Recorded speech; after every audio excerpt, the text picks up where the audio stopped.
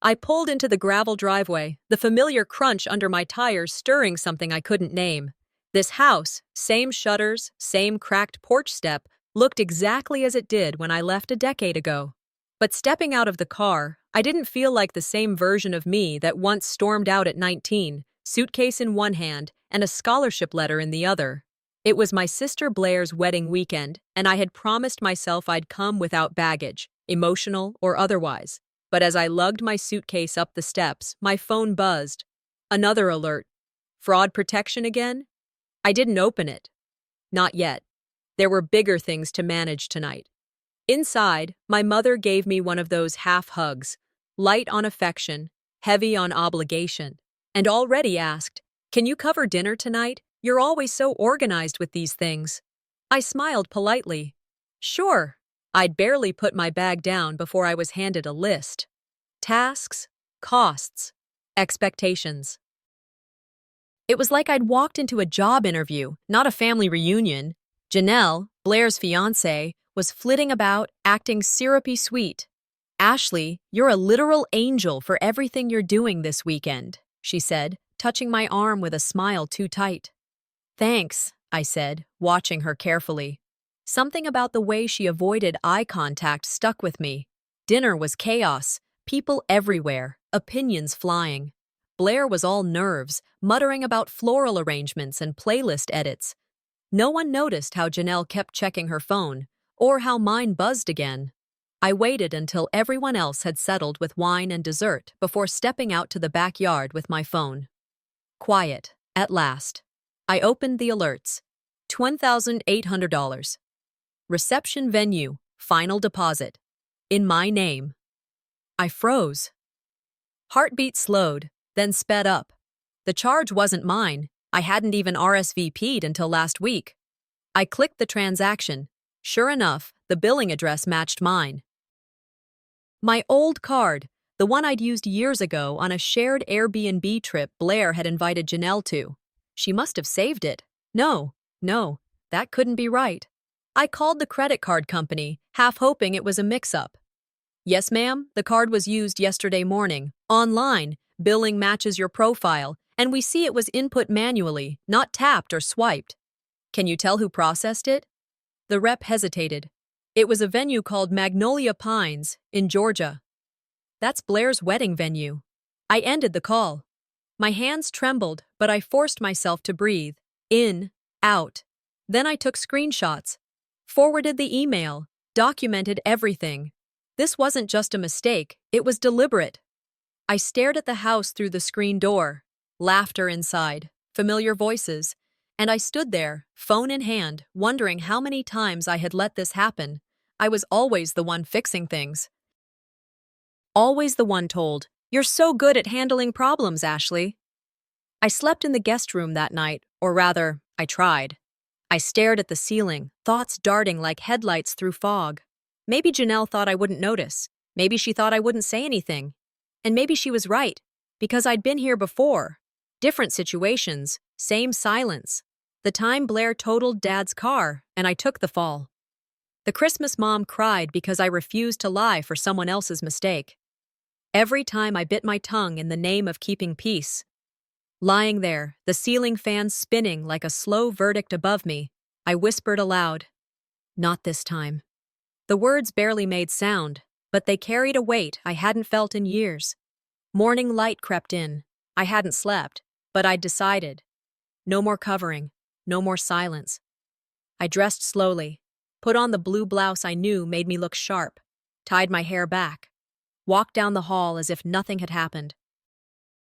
The house was bustling again, voices, clatter, coffee brewing. I smiled. I even offered to drive, because sometimes silence isn't surrender, sometimes it's strategy.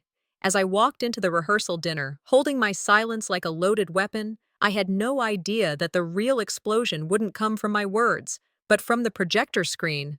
The sun was beginning to dip when I pulled into the gravel lot beside the venue. Magnolia pines, Spanish moss hanging from trees, white chairs lined up with the kind of symmetry only money could buy, or in this case, steel. I stepped out, heels clicking against stone, my eyes scanning the grounds. Everything looked expensive.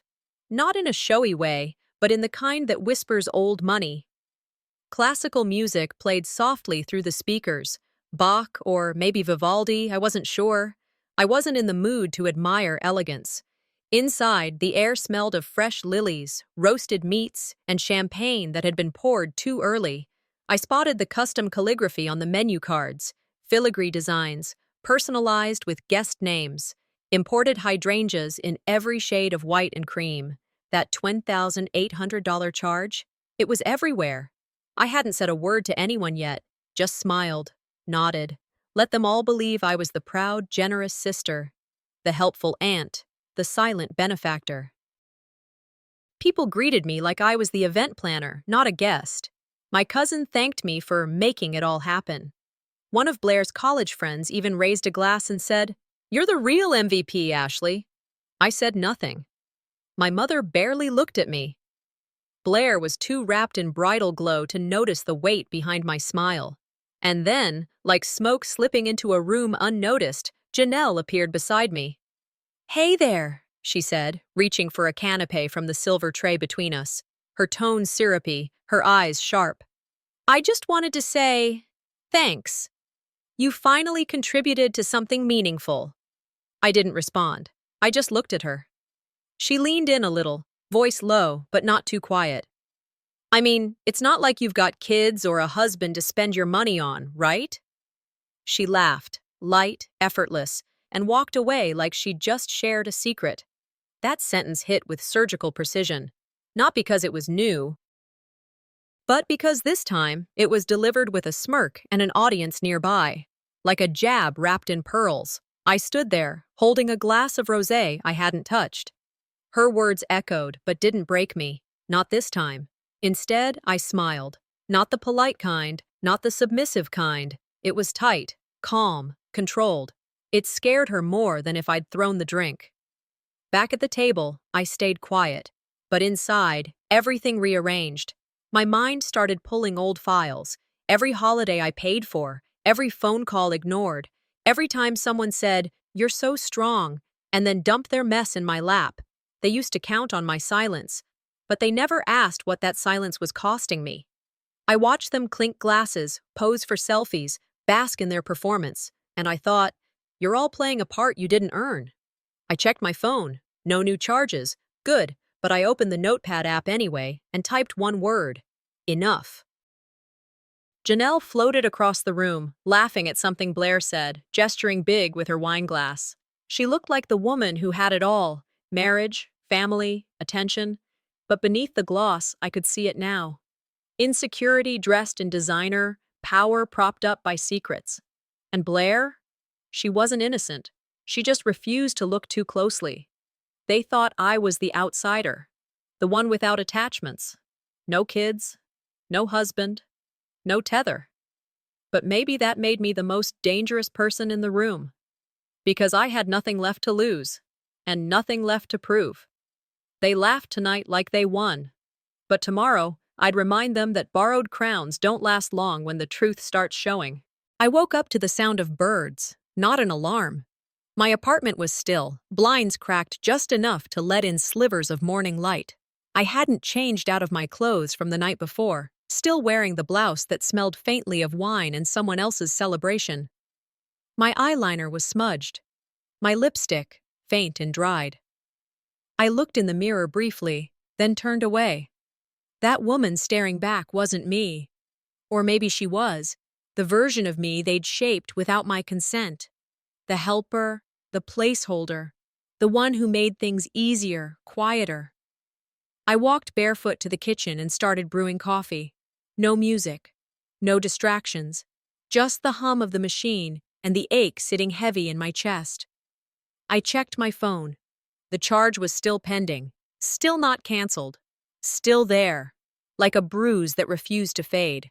I opened my laptop and started typing an email to the wedding planner, asking about cancellation or refund options. Halfway through, I stopped. What was the point? I knew how this would go. We can't refund a confirmed venue deposit unless the cardholder reports it as fraud. And if I did that, I'd be the villain. Again. So I deleted it. Out of habit, I scrolled through social media. Photos from last night were everywhere, tagged, filtered, praised. Such a beautiful night. Thanks to Ashley for making this possible. She's the best auntie ever. They meant it as flattery, but it landed like a punch. And suddenly, my brain pulled up a memory I hadn't asked for. Savannah, a few years ago. My birthday. Blair had arranged a dinner, an upscale place by the river. I remember feeling surprised. Touched, even. Everyone had dressed up. Janelle showed up late, flustered, claiming her car had stalled near the interstate. She walked in dramatically, wearing heels that clicked too loudly and a story that overtook the entire table. She cried about a promotion she didn't get, claimed the manager had it out for her. She needed support, she said, not just tonight, but always. She was fighting battles no one saw. People consoled her, handed her tissues, patted her back. Then Blair raised a glass. Let's toast to the strongest woman I know, Janelle, for showing up, for being honest, for surviving all that life throws at her. I waited. Maybe she'd pivot. Maybe I'd get a line or two. And to Ashley, for her birthday, something, nothing. The toast ended. People clapped. Janelle dabbed her eyes and thanked everyone for being her rock. That was the night I learned I wasn't invisible. I was replaceable. And I smiled through it. Posed for pictures. Paid the tip. I came back to the present with a sharp breath. My coffee had gone cold. I poured it out and made another cup. But something inside had shifted. I wasn't numb anymore. I was aware. I'd let so much slide. Let so much go. Told myself it wasn't worth the fight, that family mattered more than feelings. That it was better to keep the peace than hold a grudge. But those thoughts weren't mine. They were taught, passed down like heirlooms in families like ours, where silence was considered grace and sacrifice was expected. I pulled open my desk drawer and found the notebook I bought 2 years ago, leather-bound, thick pages. I'd meant to start journaling, but never had. I opened to the first page and wrote, "When you're erased long enough, you start writing your own name in ink." I said it out loud, softly. Let the words settle in the room. Then I got to work. I opened my inbox, searched for emails from Blair, Janelle, my mother. Every message that asked for help, money, favors. I saved them to a new folder. Receipts, just in case. I pulled up old texts, screenshots, photos from events where I'd done the heavy lifting and they'd taken the credit. It wasn't about building a case. It was about seeing the truth. Laying it out where I couldn't pretend it didn't exist. This wasn't about revenge. It was about finally listening to the part of me that had been whispering all these years. Remember this. It matters. I clicked save. Closed the folder. Whispered to the still room. This time, I remember everything. If memory was pain, then my archive would be a fortress. And I was about to build the first wall. The hall lights dimmed just as the last few guests found their seats. A soft melody from a string quartet filled the air, too gentle to cut through the growing static inside me. Plates clinked. Laughter floated in waves. Everything looked perfect, manicured, orchestrated. I sat between 2 distant cousins who hadn't spoken to me since we were in braces. They smiled politely and then drifted into a conversation I had no place in. I held my wineglass with both hands to stop the tremble. Every drop of me felt taut, coiled and buzzing beneath the skin. Blair stood up to make a toast. "To family," she said, raising her glass, "and to new beginnings, to Janelle, for bringing such light into our lives." Chairs scooted, glasses clinked. I smiled just enough to not ruin the picture. My name wasn't mentioned, and no one seemed to notice, or care. The weight of silence settled over my shoulders like a wool coat in July. Midway through the entree, my mother leaned in toward me, voice low and sharp. "Did you handle the venue payment? There's some confusion on the invoice." I blinked. "No, I didn't authorize that charge." Her brow creased, but before she could respond, Uncle Don from across the table chimed in, his voice too loud to be accidental. "You always say that, Ashley. Do you ever own up to anything?" The whole table hushed.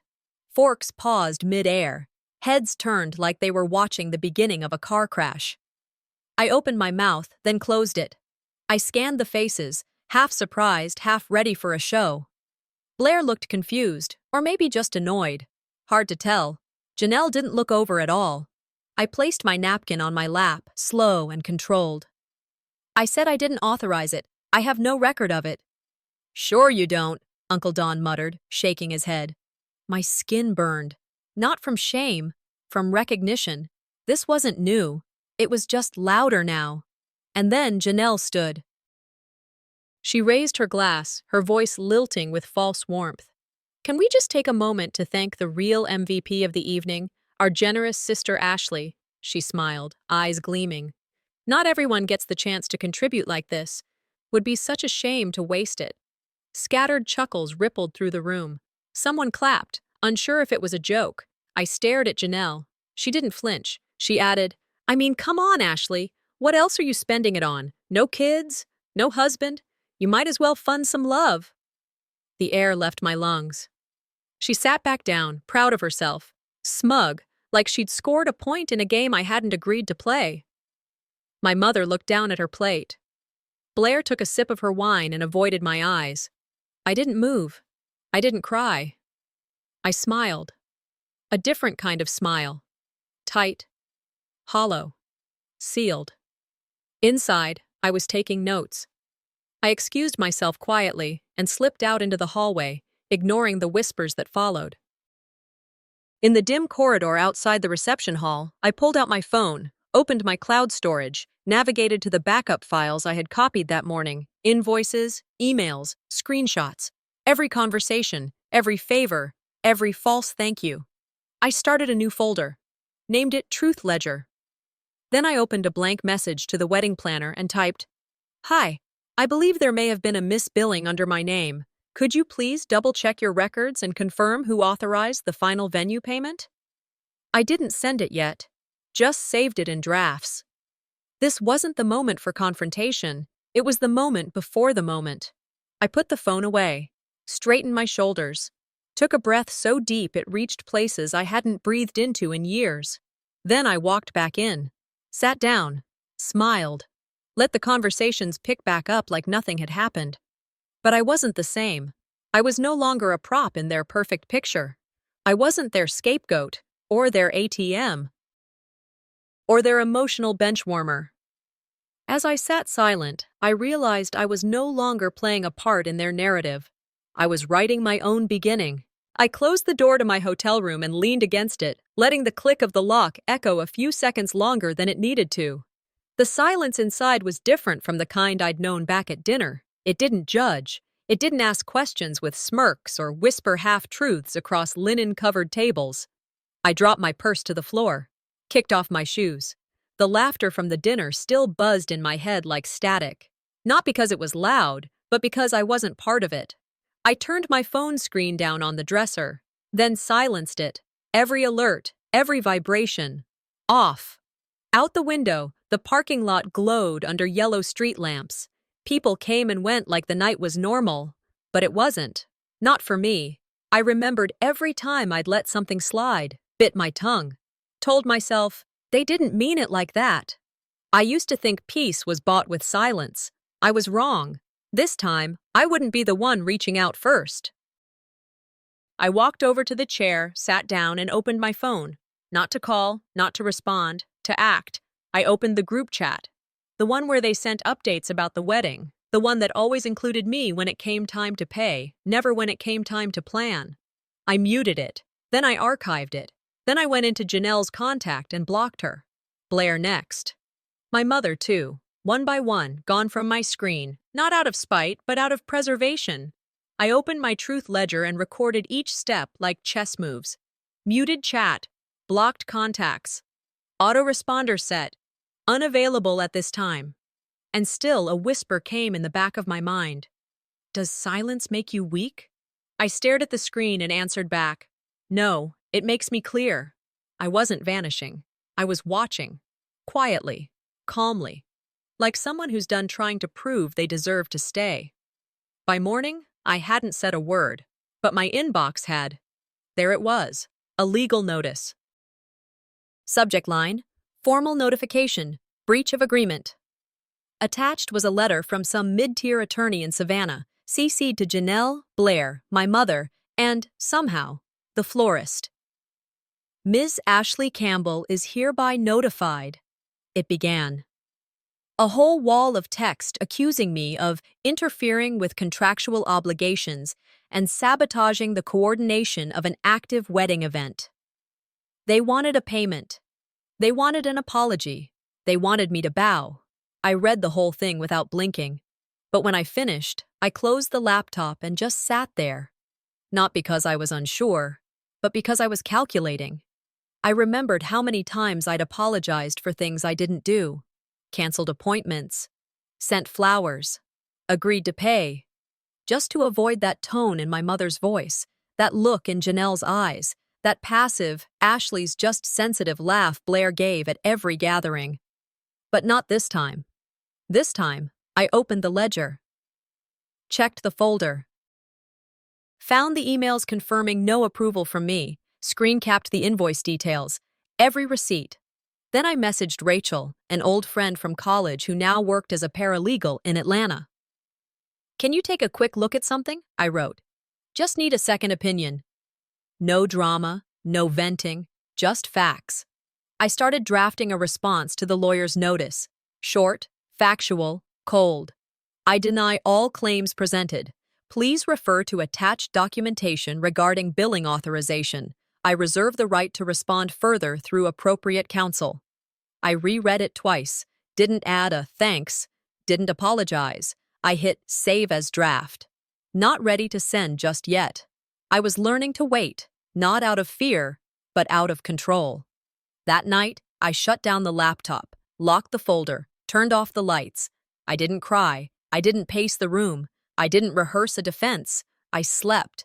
For the first time in weeks, I slept with nothing to explain, nothing to defend, just silence. Oh, mine. When the notice failed to silence me, a deeper threat awaited, one that would test the very foundation of my family. I settled back into my home office chair, the afternoon light slanting through the blinds. My truth ledger lay open, folders, files, spreadsheets.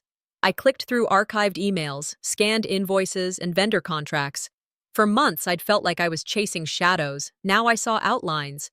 Then I saw it. In a dusty folder, buried under years-old event drafts, a vendor agreement for Magnolia Pines. It named me Ashley Campbell, client. Deposit split, venue hold, signature line. Handwritten, scanned, proof. I sat, breath shallow. After all the incalculable hours of doubt, I finally held something real. My name wasn't erased. Someone tried to erase it later. I texted Rachel. You have 5 minutes? Then drafted a few lines I wouldn't send yet. I needed more before they could fight back.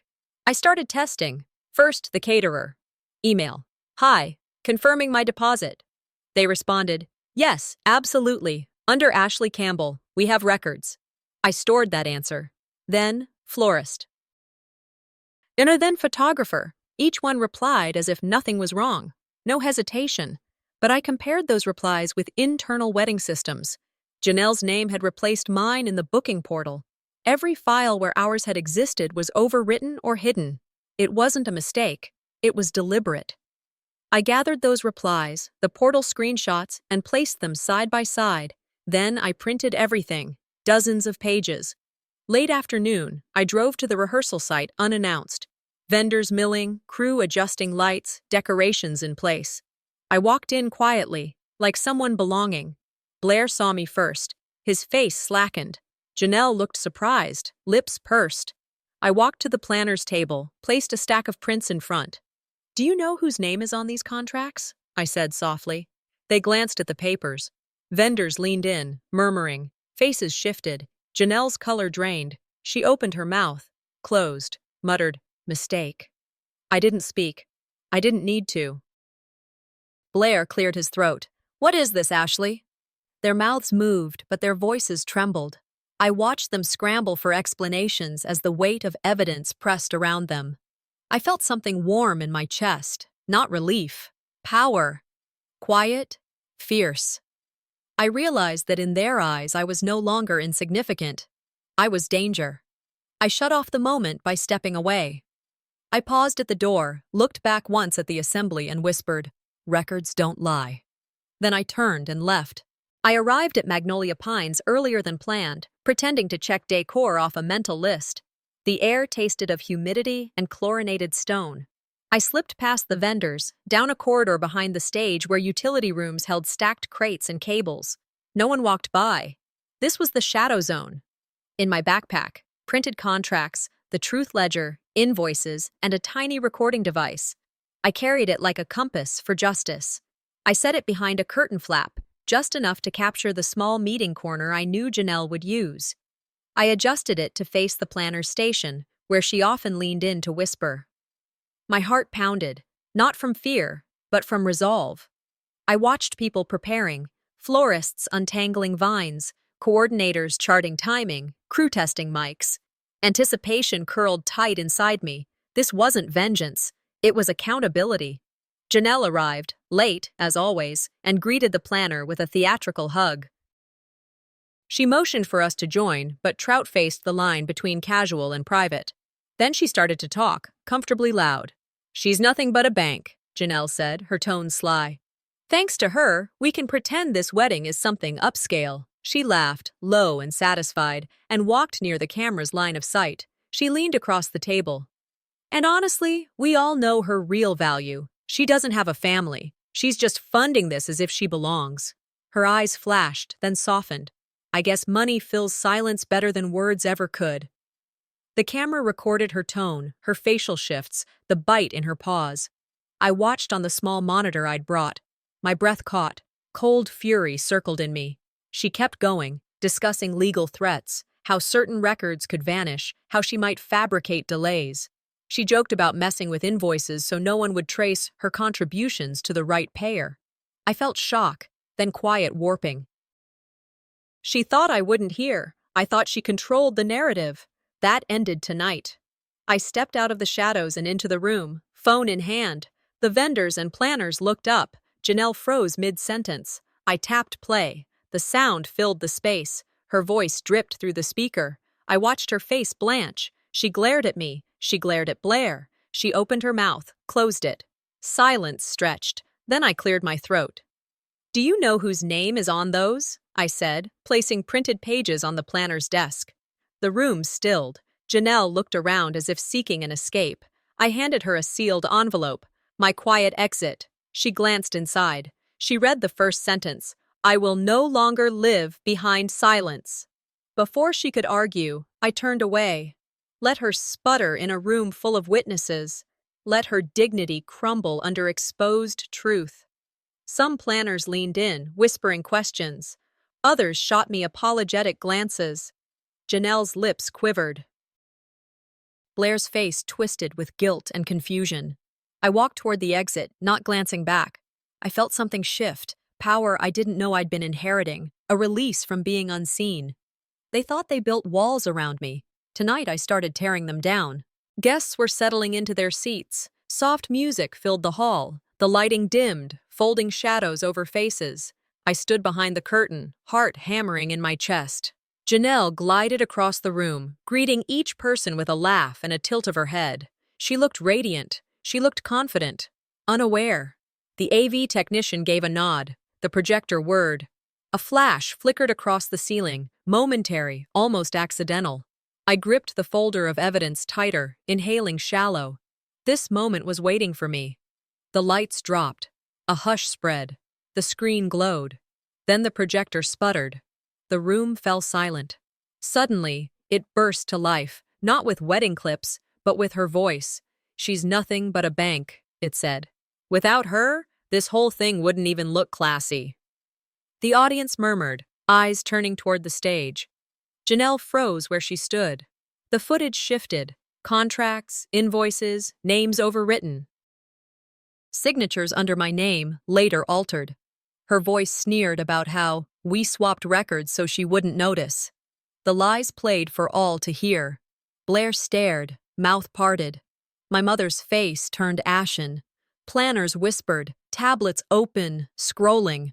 Janelle's voice trembled as she tried to interrupt, her denial cracking. "That's false!" she cried, but her words faltered. An uncle's voice rose. "Whose money was this then?" Someone asked. The truth pressed in. Slowly, I stepped forward. The hush deepened. "The record speaks for itself," I said quietly. No need for anger, just truth.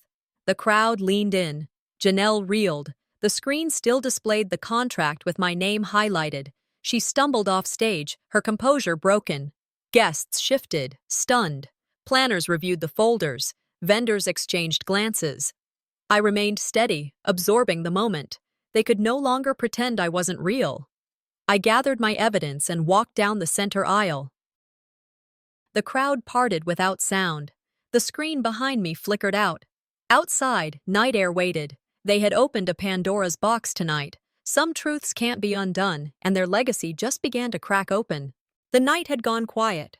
Groups of guests were drifting away in small clusters, shoes crunching on gravel, soft voices trailing behind them. They whispered about the video, about betrayal, about money. I stood off to the side, watching them leave, letting the soft glow of string lights trace the edges of a moment that had changed everything. Near the catering tent, I saw Blair speaking with Janelle. His face was taut, jaw clenched. She pleaded, her voice cracking, tears in her eyes. "I didn't mean," she began, but he cut her off. "You lied," he hissed. Her shoulders shook. He turned and walked away. She stood there, her frame stiff, watching him go. I didn't step closer. I felt no urge to interrupt. I moved away toward the front gate, needing fresh air. The cool breeze carried the fading strains of music. I inhaled deep. For years, I'd held my tongue to avoid conflict. For years, I'd swallowed truth to keep peace. Tonight, the truth had spoken for me, and it changed everything. I called for a car. Waiting under warm street lamps, I glanced back at the hall. Janelle's silhouette was there, alone in the doorway, her gown catching light, face turned downward. Guests had turned away. The laughter was gone. A chapter was ending. The driver pulled up. Just as I stepped forward, I heard my name. Ashley. I turned to see Uncle Martin walking toward me slowly. He had always stayed neutral, never taking sides in family fights. But now he stopped in front of me. His eyes were steady. "You didn't deserve any of it," he said quietly, placing a hand on my shoulder. I blinked, searching for words. He reached into his coat pocket and handed me a slim envelope. I opened it. Inside was a check, his name at the bottom. He spoke as I stared. "I heard what they did. This won't fix it, but maybe it helps." My chest tightened. I looked at him. "Uncle Martin." He shook his head gently. "You can take it. It's not about repayment. It's acknowledgement. Some people forget that blood doesn't mean blind loyalty." The sting in his words broke me open in a way I hadn't expected. I nodded, voice soft. "Thank you." He smiled, small and sincere, then turned and walked away. I watched him go, standing under the light, feeling less alone than I had in years. Later, in my apartment, the silence felt different, safe, not oppressive. I dropped my shoes by the door and sank onto the couch. My phone trembled with messages, some apologies, some shock, a few from those who never believed me. I scrolled to Janelle's name, paused, then deleted it. No explanation, no farewell, just removed. I made tea and opened my journal. The page was blank, waiting. I wrote slowly. For years, I believed their acceptance would fix me. Turns out, I just needed my own. Across the room, my vision board hung above the desk, images of ideas I'd shelved while trying to prove my place. I got up, peeled away the ones that no longer fit, leaving behind what still felt true. Morning came softly. My phone buzzed with a message from Blair, long and troubled, full of guilt and confusion. He said he didn't know what to believe anymore. I read it twice, then set the phone down. Some conversations are better left unsaid. Then another text, from my mother. It read, "Come by for dinner sometime." I stared at it, then replied, "We'll see." It wasn't spite. It was boundary. I made coffee, sat by the window watching the world wake up. The sky was gray-blue, honest and simple. I opened my laptop and searched for flights. Maine, the desert, somewhere remote.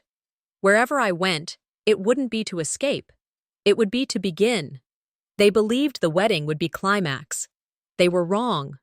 The truth lives in the aftermath, when all the masks fall and people finally show who they are.